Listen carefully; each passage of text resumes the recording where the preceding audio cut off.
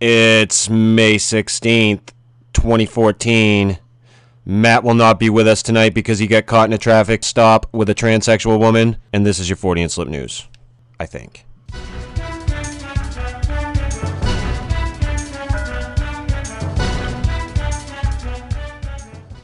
And tonight our first story comes from the viralpost.com.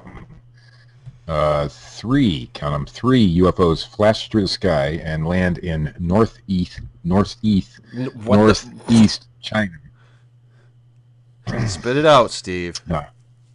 Three unidentified flying objects landed in villages earlier this morning in northeastern China's, Heilongjiang province, prompting an investigation, China News Service reported.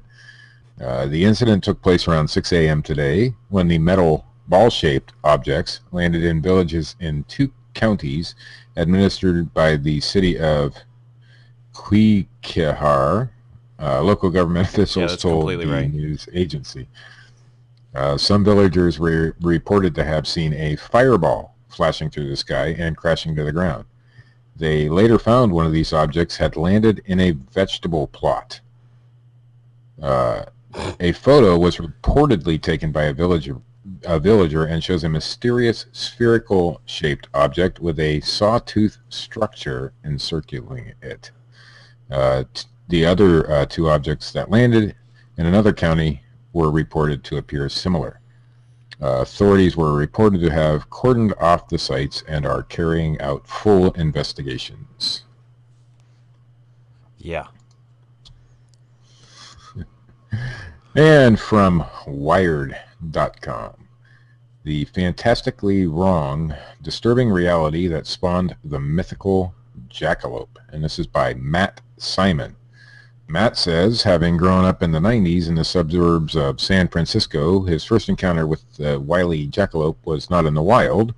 It was on the show America's Funniest People, in which a recurring skit starred a hilariously unrealistic rabbit puppet with the horns of an antelope and the habits of a sociopath.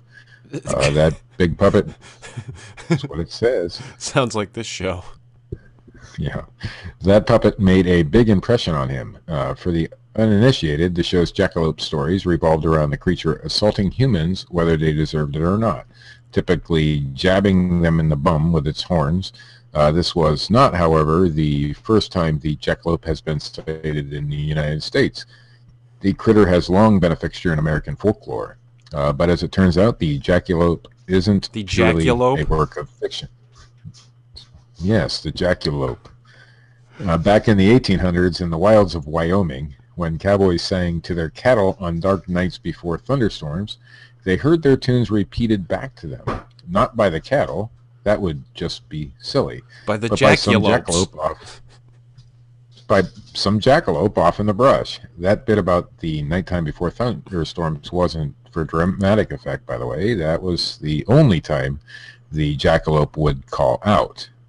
The first confirmed jackalope specimen was secured by one Douglas Herrick, who in 1932 found a dead one sprawled in his shop in Douglas, Wyoming. If you want to get technical, though, it was an ordinary dead rabbit next to some deer horns on the floor, but Herrick mounted the rabbit horns and all, thus beginning a slew of taxidermic jackalopes in bars all across the West.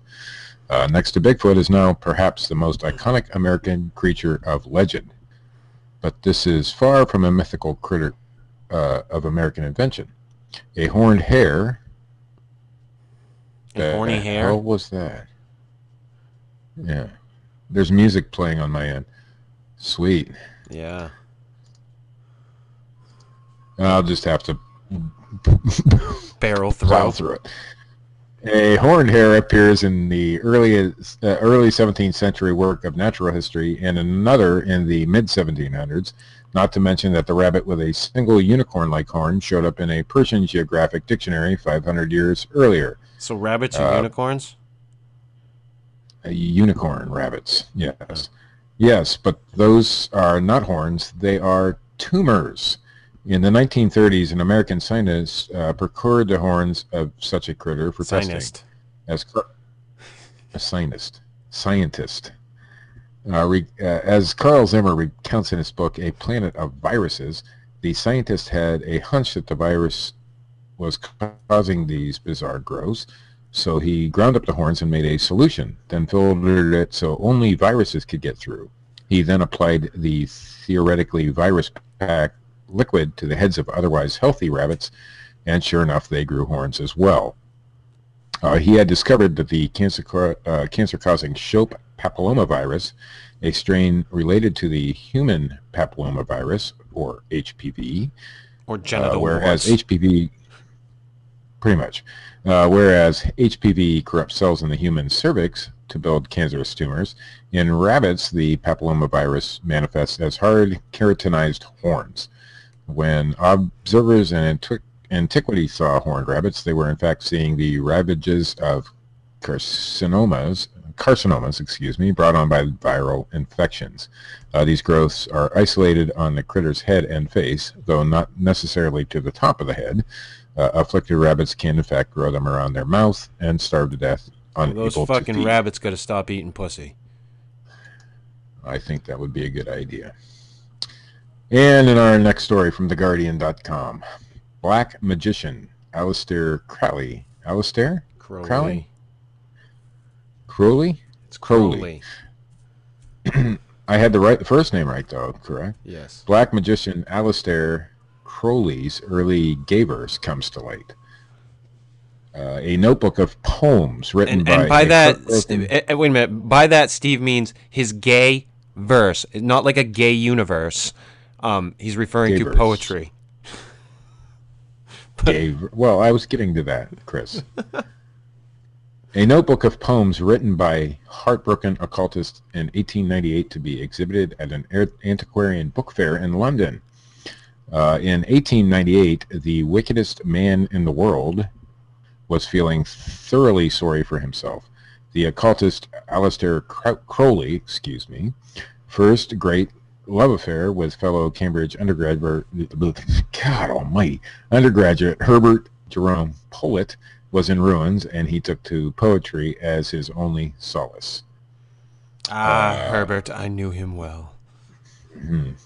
When my sick body in his love lies drowned, and he lies corpse-wise on me, nor will rise, though my breath shudders and my soul be dead, he wrote, and much, much more, in a tiny notebook of unpublished manuscript poems, which has recently resurfaced. The actor and rare book dealer Neil Pearson, who will exhibit the book at the Olympia Antiquarian Book Fair in London later this month, concedes that this is not great poetry.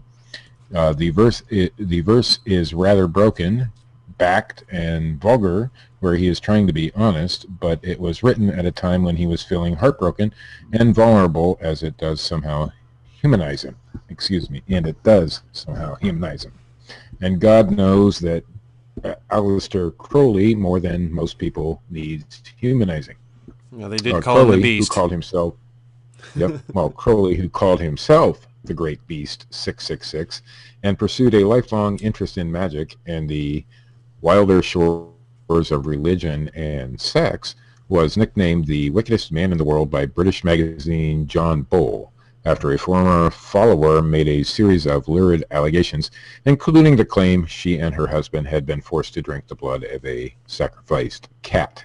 Born in 1875, Crowley was a novelist, yoga enthusiast, heroin addict, occultist, sexual adventurer, magician, some say spy, and perhaps most improbably enthusiastic mountaineer who scaled K2, the Elger, and many other peaks. His bisexuality led to his expulsion from the Hermetic Order of the Golden Dawn, a society dedicated to the arcane ritual of magic. Yeah, we're dedicated to magic, but by God, don't you put a penis in your mouth, son. That's right. Flourished across Europe in the late 19th century, with celebrity followers including the poet W.B. Yeats, and who detested Crowley. The Great Beast founded his own cult inspired by ancient Egypt, with torturous rituals including anal sex for different grades of initiates, and was later thrown out of Sicily by Mussolini for sexual depravity. He died penniless in Hastings boarding house in 1947. For the record, Chris picked out that story for me to read. That's right. And in our final Don't judge, story, Steve. from the dailymail.co.uk. The Pentagon's Guide to Surviving a Zombie Apocalypse. Bullshit. U.S. military plans for how to deal with undead chickens, space invaders, and vegetarians. It is not often...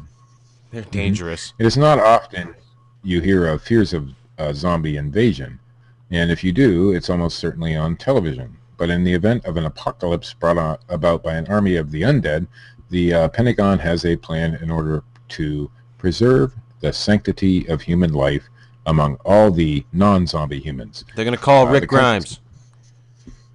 The country's contingency plans for a zombie onslaught emerged in the form of an unclassified document obtained by Foreign Policy magazine.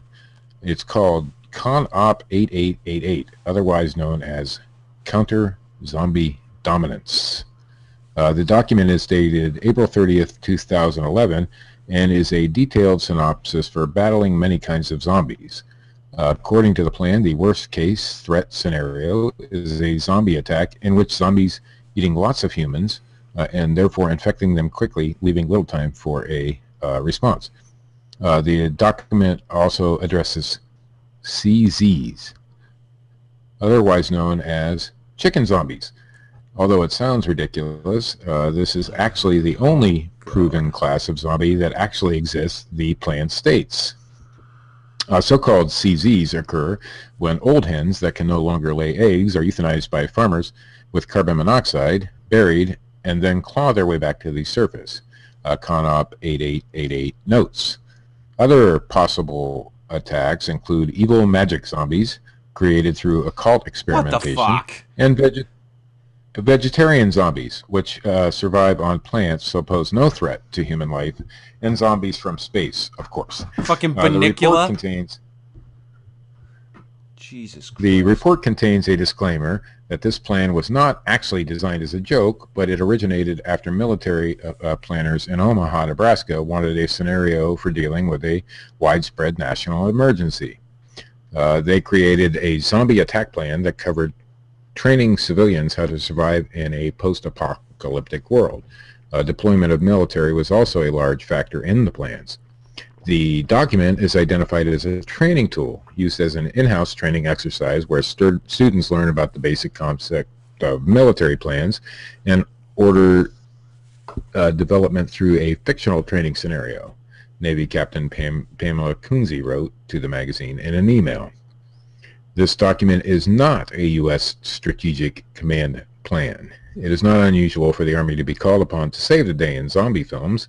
In the 2004 comedy Shaun of the Dead, soldiers arrived just in time to save the film's hero. I haven't seen that movie. In 2012, troops in the U.S. were trained using a mock zombie invasion. Hundreds of military, law enforcement, and medical personnel observed the Hollywood-style production of a zombie attack as part of their emergency response training. In this scenario dubbed Zombie Apocalypse, a VIP was trapped in a village surrounded by zombies when a bomb exploded. The VIP was wounded and his team had to move through the town while dodging bullets and shooting at the invading zombies. At one point, some of the team are hit by zombies and have to be taken to a field medical facility for decontamination and treatment. The Pentagon is not the only country with a plan. Britain also has one. The Pentagon is not a country, by the way, whoever wrote this article. In 2012, Britain's contingency plans for a zombie onslaught. In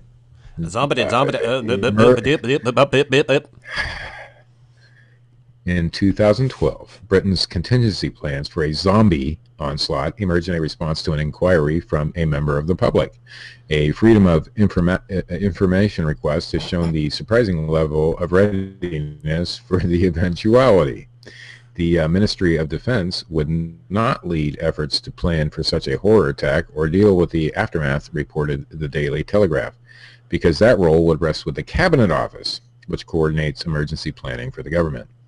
The MOD replied for the Freedom of Information request, in the event of an apocalyptic incident, i.e. zombies, any plans to rebuild and return England to its pre-attack glory would be led by the Cabinet Office, and thus any pre-planning activity would also take place there. The Ministry of Defense's role in any such event would be to provide military support to the civil authorities, not take the lead. And that is the news. Wow, I think I just went through a fucking post-apocalyptic fucking show. You fucking eliminated all our listeners with that last story. I like that story. That was my favorite one. That fucking story was long. But it was good.